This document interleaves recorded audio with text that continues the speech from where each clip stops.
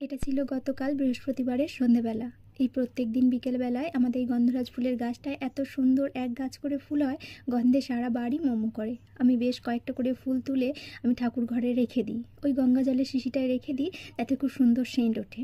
ঠাকুর ঘরে একটা ভালো সেন্ট উঠলে বা কোনো একটা ভালো ধূপ দিলে পুজো করতে খুব ভালো লাগে। কালকে সারাদিনই বেশ ভালোই বৃষ্টি পড়েছে, সন্ধেবেলার দিকেও হালকা হালকা পড়ছে, আজকেও মাঝারি রকম পড়েই যাচ্ছে। যখন বৃষ্টি পড়ে তখন যেমন ভীষণ আলসেমি লাগে, তেমন এটা ওটা খেতেও খুব ইচ্ছা করে। কালকে আর আমার হাজব্যান্ড অফিস যেতে পারেনি কো, সকালের দিকেই বলে রেখেছিল যে আজকে রাত্রের দিকে একটু ঘুগনি বানিয়েও খাবো।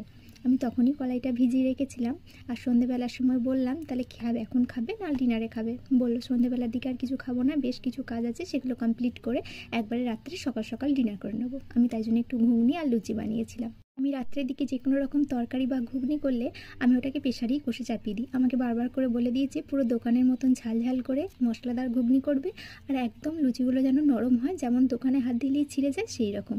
আমিও তাই করেছিলাম। ঘুগনিটা যাতে একটু মশলাদার হয় তাই অনেক রকমের মশলা দিয়ে একটা ভাজা মশলা বানিয়েছিলাম। যে কোনো কিছুতে একটু ভাজা মশলা দিলে যে কোনো তরকারি বা ঘুগনি সব কিছুরই স্বাদ একটা অন্যরকম হয়ে যায়। আর লুচিটা মাখার সময়, ময়ান দেওয়ার সময় যদি একটু কম করে তেল দিই আর একটু শক্ত করে মাখি, তাহলে লুচিটা খুব নরম হয়। আমাদের কাজের জেঠুমা আছে, সে নরম কথাটা বলতে পারি না, তারপরের দিন সকালে যখন তাকে দিই সে বলে দিব্যার লুচিগুলো বা রুটিগুলো খুব লরমা পড়া হয়েছে।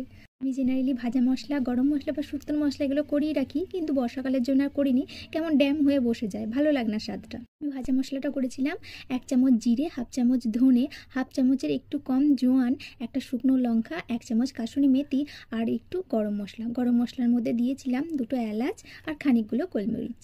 মশলাদার ঘুগনি করব তাই খুব চেপে বা মিহি করে আমি মশলাটা গোড়াইনি, শিলেতে খুব হালকা হাতে গুঁড়িয়ে নিয়েছিলাম। বেশ ভালো খেতে হয়েছিল। ঠিক আছে, সবাই ভালো থেকো, সুস্থ থেকো।